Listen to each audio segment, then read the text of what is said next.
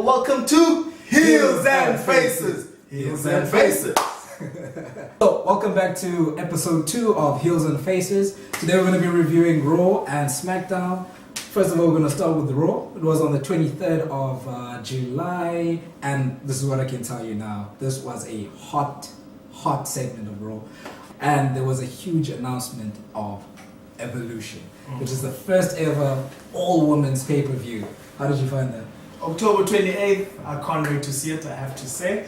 It was a big surprise, but I liked how they built it up. The fact that we had Vince, Steph, and Triple H there, I was like, okay, something big is coming about. And then I like the way they made the women come forward, and it just made you feel like, okay, this is big for them. I like the fact that as well it's going to be Raw women, Smackdown women, as well as NXT women. So I'm counting on the NXT women to steal the show. That's all I'm going to say. So competition is on. So we can move along to the first match. Right? So we had the B team versus the D-Eaters of World. So it was a rematch for the tag titles that they lost at Extreme Rules. I know how I felt about it. You can go on this one. For me, I felt it was a better match than they had in Extreme Rules. The finish was quirky, but it also worked because the B team is all about fluking victories. So and the post-match shenanigans, the Eaters of Worlds, the attack.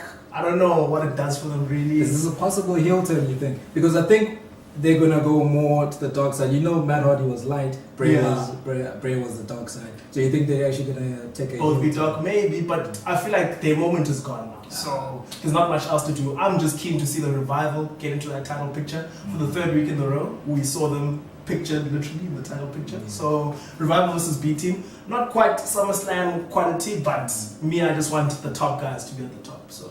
Man, but still, B team remains hilarious. I like the pre-match segment. They almost forgot their titles. They didn't remember that they're champions. What? Should move along. Now for this segment, I need you to first of all close your eyes, take a deep breath. Okay. I need you to repeat after me. Get these hands. Get these hands. Yeah, better not catch these hands. Nobody. You can only be talking about one person now. I'm sure. Bro! Who else? But Mr. Monster in the Bank. So, Monster in the Bank goes out to the ring and, does what Mr. Monster in the Bank does best.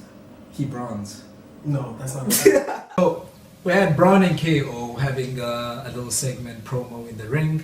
And I don't know, I think I really like how KO is looking very menacing. He's like an animal that's been cornered by Braun. And I honestly think he's going to put Braun through the most. Thank goodness you said through the most. I thought you were going to say he's going to take the briefcase. Because that is certainly not happening. Braun is keeping that briefcase until he's ready for the Universal Championship. A very interesting stipulation for SummerSlam came about.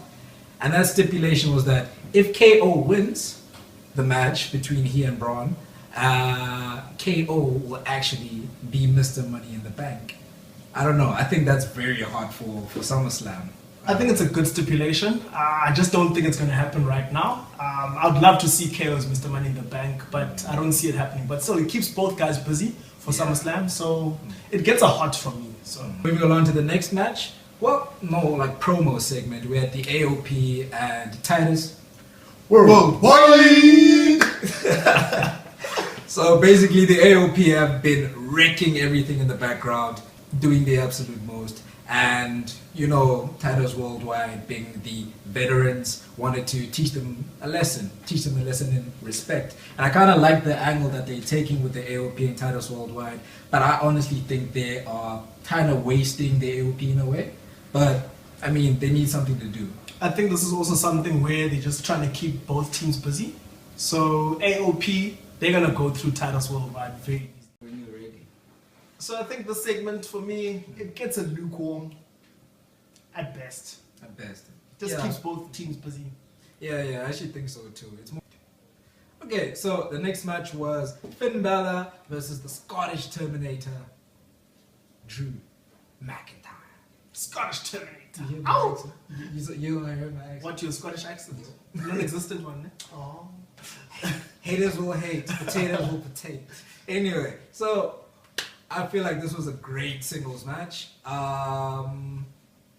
I don't know. It was a very high-paced match. I mean, these are two interesting dynamics. You have one giant on the other side, and you have the little man, but who can As do Constable Squanderer always says, likes to remind us. Exactly. So that ended in a no contest, right? Yeah. Due to interference, and we moved, and then we got Seth Rollins coming in to help Finn Balor, who was being beaten up by Dolph and the Terminator. So we had a tag match after that. Honestly, think the entire segment was flippin' brilliant. I really enjoyed everything from start to finish. This one would get a hot for me. Hot for me as well. I think Dev's right up there. Both guys, all four guys, in fact, so talented. So thank goodness for Kurt restarting that match. Yeah, man. Any highlights? Highlights, I wouldn't. The whole match was great. I would just say the one critique for me, I would have preferred Finn Balor to get the win over Dolph Ziggler, just to give him some momentum, put him in the IC title picture. Yeah, but you know, man, I mean, what they're doing with Seth right now is that they're actually trying to get him back to the IC title. With this announcement later on in the show that he's actually getting the IC title match at SummerSlam. I have a bit of an issue with that though, because we've seen these guys fight so many times. They're both really, really good, but I think that's why the Finn dynamic would have been good. Give us a triple threat for the IC title. Come on. That would be amazing. Imagine. Actually. Exactly. I mean, imagine these three very decorated athletes, Finn, Dolph, and Seth, all in one match. SummerSlam, it's a party, man. I'm telling you. Alright, I think we are at the main event now, right? So, 2 weeks back, Bobby Lashley won a triple threat match, as well as Roman Reigns. Boo! Which is... So they won 2 triple threat matches, to which they would go and meet Brock Lesnar at SummerSlam. Or rather, the winner will go and meet Brock Lesnar at SummerSlam. So, how do you feel? how do you I think feel? you can guess by my body language, the way I feel right now. They are feeding us Roman Reigns non-stop. For the past how many years now? It's like, oh my gosh, it's too much. But I will give this match credit. It was a far better match than the Extreme Rules match. And it was a lot more physical. The finish was really good as well. I really like that. But other than that, the fact that we're getting Roman versus Brock for the 5,682nd time. And 70. And say, okay, Jacob. No, that's just ridiculous. Yeah, no, I also don't like the match itself for me was hot, but the result was icy. Yeah, I honestly don't want to see another Brock versus Roman. Suplex. And then what? Roman's kicks out of 5 F5. He's gonna kick out of 10 this time because he kicked out of like 6 at WrestleMania. Yeah, really not keen on seeing that. End of the show, we gotta give out awards, right? Yeah, let's give them out. So we have the segment. We have the name of the show is Heels and Faces. So what we do is that we give out the award for who was the best heel and who was the best face. So let's start with the heel. So who was so bad that they made you feel like this guy is good? Well, this is gonna go against the usual convention, but Roman Reigns is the biggest heel. Oh my! I know he's a face technically, but we all hate him. And the fact that he beat Lashley, like they brought Lashley back just to lose to Roman Reigns. Suka. Roman, biggest heel for me this week. I don't know. I'd go for KO this week. KO, okay, interesting. His promos really entertained me, and the fact that he was actually able to twist Steph's arm shows that that was a very heel thing to do. Fair enough. He talks his way out of trouble. That well said, because I do think that KO, he's very good at arguing his point. Exactly. And I liked what he was saying also in the segment earlier with Braun Strowman. He was going along the lines of, try to be your friend. I wanted to be your tag team partner like Nicholas was at WrestleMania. I had a good chuckle at that one. So I agree with you. Yeah. And face? Face of the night, that's a tough one, eh? But I think I'd have to go for Finn Balor. I'm going to give it to Finn Balor just because he performed. He hung with Seth Rollins. Yeah. Funny enough, I'm going to give mine to Seth. To Seth, okay. I didn't want to be obvious, really, though. No, man. Yes, Seth got the pin. Yeah, but I mean, Seth came in, saved Finn. They both had a great match. Seth for me. Seth, okay. All right. Match of the night? Match of the night, since we're already talking about Finn and Seth, it was their night, honestly. Like, they just gave us, I think, 20 minutes of just absolute blitz. It was awesome. So match of the night is that tag team match. Definitely. Unanimous. Unanimously. All right. I have one last big award, and that is the OMG moment of the night. I think it's quite obvious. We kicked off the night. Evolution. Evolution. Definitely, this is a groundbreaking announcement, and I didn't see it coming, to be honest. So, likewise. It's good. It's good. Women's revolution. Yeah, Let's go, yeah. I like that. I feel like we just started something now. This is the first time we've had that chant. So you heard it here first.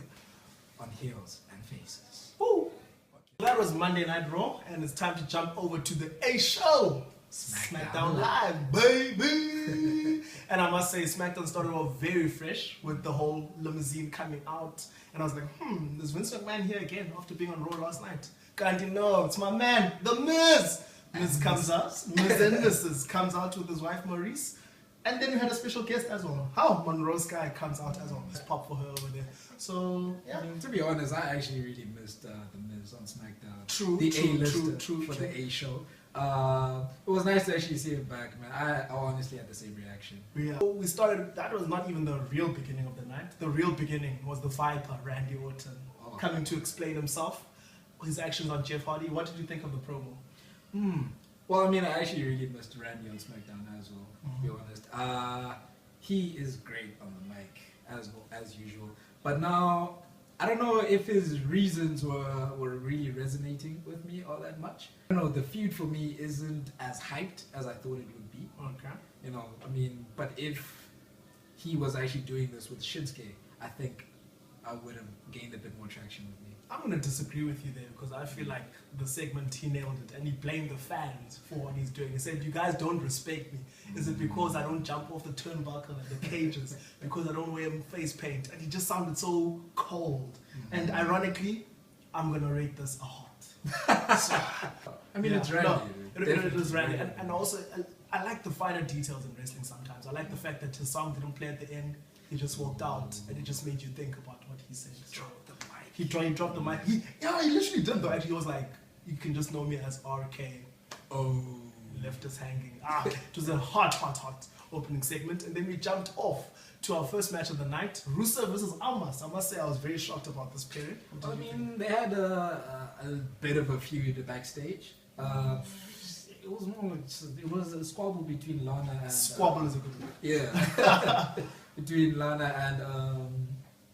Zelina Vega. Yeah, my Zelina crush. Vega. My guy. You know, so I mean, I think that's what basically prompted this match. Match was great though. I mean, you liked it. I thought. Yeah, it was. I mean, back and forth.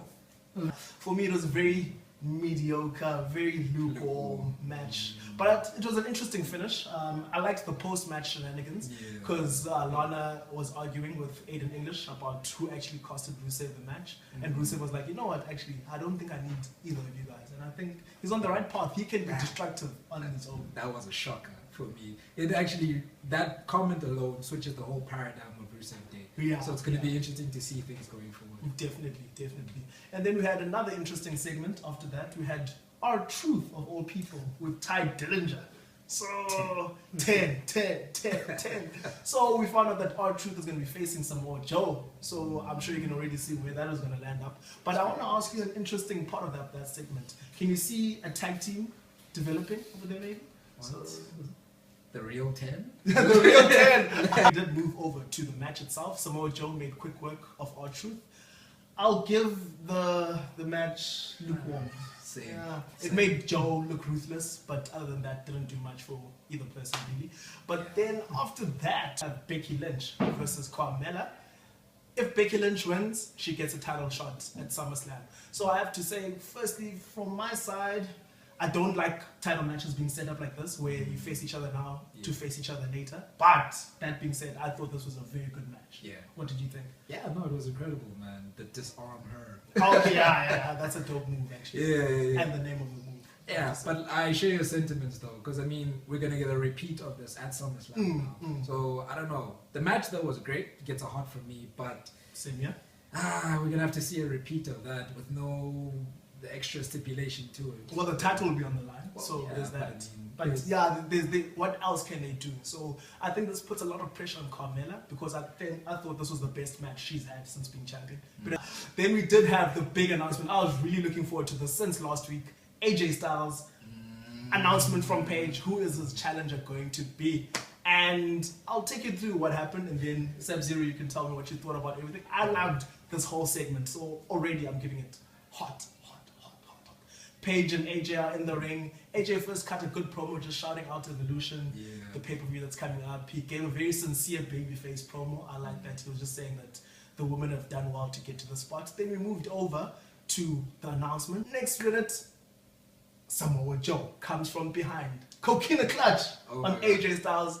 Goes, signs the contract, and it was official. The two TNA legends going at it for the WWE Championship at SummerSlam. At SummerSlam. This is huge for me because if you watch TNA, you'd actually see how legendary their matches have been. Both guys. Yeah. Completely happy about the match. The segment itself, hot, no doubt about it. I think this is the real main event for me. Over Brock versus Roman Reigns. Yeah, but you know they're gonna put that last on the card. Obvious, just so they couldn't boo at the end. Yeah. But then also on Smackdown Live, we did Smackdown Live. This is why it's the A show, guys. It just kept going. Momentum building. We found out we have a tag team tournament. First match up, New Day versus Sanity. What did you think? I was actually happy about this. Really? Okay. As much as it is a rematch from Extreme Rules, the result for me is what made me happy. Because remember, New Day lost, and for me it was a bitter loss. But now they're progressing in the tournament. And for me, that's awesome. I'm going to take an opposite stance because it was just the other day that we were complaining that Sanity is taking L's. Now Sanity are back to taking L's, guys. And they ripped away my dream match. My dream match was Sanity versus Bludgeon Brothers, tag titles, SummerSlam. The two dog forces going at it against each other. But the balls returned. Oh, the balls returned. I like that. They have new merch. You need to go buy new merch. Yeah, I should do that. What do you think of the balls return? The bar, oh man, I went crazy. Seeing my boys, they're back, and Sheamus and Cesaro. Man, they're looking convincing. The promo they cut for me was actually hot. And then now we come to the main event. The main event was Miz himself. So I'm gonna set the stage a little bit. So we had a backstage segment once again. The Miz is out there with Monroe Sky and Maurice. He says, Paige, where's my babysitter for my baby? She brings out Sin Cara and he's like, what? A masked babysitter? No ways. I'm going to take my baby out with me. They go out. And did you check the baby carriage thing that he had? Yeah. Had Monroe Sky strapped to his chest, which is going to be a critical role as we go forward. So cuts a promo about Miz and Mrs., which was premiering straight after Smackdown Live. Plays a video, but the video seemed to have been distorted. It had Mrs. embarrassing moments, and then instead of the greatest moments, exactly. So guess who did that? Daniel Bryan. So already at this stage, I'm intrigued. I'm thinking, okay, sure, this is interesting. Daniel Bryan comes out, beats up some of the security that was there guarding the A-lister. Those guys were huge. I don't believe that Daniel got past them that easy. But Daniel's fiery like that, you know? So beats them up, comes to Miz, cuts a promo. Next thing, Miz tosses Monroe Sky at Daniel Bryan. I was just like, what is this guy doing? I had the same reaction. I was just like, what the hell just happened? God, no. It's a baby doll. Baby doll. It's a baby baby Can you doll. imagine? Skull crushing finale, cuts a promo. I enjoyed it. What did you think? Oh, this was a hot for me. I mean, what I really enjoyed about this was the fact that I thought, okay, main event segment, Daniel's gonna come mess up the party for him. But Miz coming out on top and looking so smart going into the show. Perfect. And obviously, this is setting up a Daniel versus Miz program. Most likely at SummerSlam. I'm keen for it. The only thing that I would say is missing from it is the fact that there's no title on the line. I would love for them to be fighting for like an Intercontinental title or even the WWE Championship. Time to get into our awards for Smackdown Live. Heel of the Night. I have my choice. What's your choice? Samoa Joe. Samoa Joe. Okay. Samoa Joe. Okay. Coming in from behind, Coquina clutch on AJ Styles. And there was this backstage promo afterwards with Paige. Man. That guy, he should be the Dominator for me. Or the Samoan Assassin. That's a good name. I also enjoyed Samoa Joe. I like the fact he was just at Paige. He was like, what you were doing with the setup was pedestrian. What I did was phenomenal. I was like, yo, I lit up after that. Samoa Joe, I'll give it to you, but I would say my heel of the night from also a smart perspective. Miz, no doubt, has to take it from the heel of the night. Babyface of the night. Becky Lynch. Becky Lynch. I'll go Becky Lynch. Yeah. I mean, she's been tapping out all the women. and now she taps out the champ as well. I'd say my face of the night has to go to AJ Styles. Just because of his promo, it just felt so endearing. And I think also after watching Roman Reigns the previous night, I was like, you know, this guy is actually so well spoken, and he should, as the WWE champion, he should be the ambassador of WWE representing us. So he made me feel good, man. And that's what babyfaces should do. They should make you feel like, this guy, you know, he's dope actually. Yeah, he's phenomenal. True. Had to plug it in there. Then we'll move over to our match of the night. Match of the night. Probably Rusev Almas. I had a feeling he'd go I mean, for the whole segment, I enjoyed that one the most. Yeah. It was very back and forth. For me, that was the best match for me. You'll give it to them. For me, my match of the night has to go to Becky Lynch versus Carmella. They really just rose above. Yeah. And I actually can't wait to see them at SummerSlam as long as Becky Lynch wins. That's what's really important. And then the last one, OMG, moment of the night. I know you're going to disagree, but this for me goes to R-Truth. Oh, okay, this is interesting. The backstage segment we had with Ty. Yeah. Like, when you made that joke about Ty. My OMG moment will have to go to Samoa Joe though. I did like the fact that he came from behind. Yeah. Choking out AJ Styles. He's made things personal very quickly. So I'm interested for this feud. They're going to go in. Agreed. I'm keen for it, definitely. SummerSlam, I cannot wait. Let's buckle up, bro. Okay. Money. So, that's been episode 2. Yeah, it was a good one. Yeah, very good one. I can't wait to do this more often, and you do have to tune in all the time. Hey, so that has been Heels and Faces. I'm Sam Zero. I'm Falsetto. And see you in the next one. I got some dirty shit to pick up at the dry clean. I got a tidy bitch to pick up, I got less Selena. Shady hop up in the whip, but I ain't never seen it. Shady love the way I whip it in the 2-seater.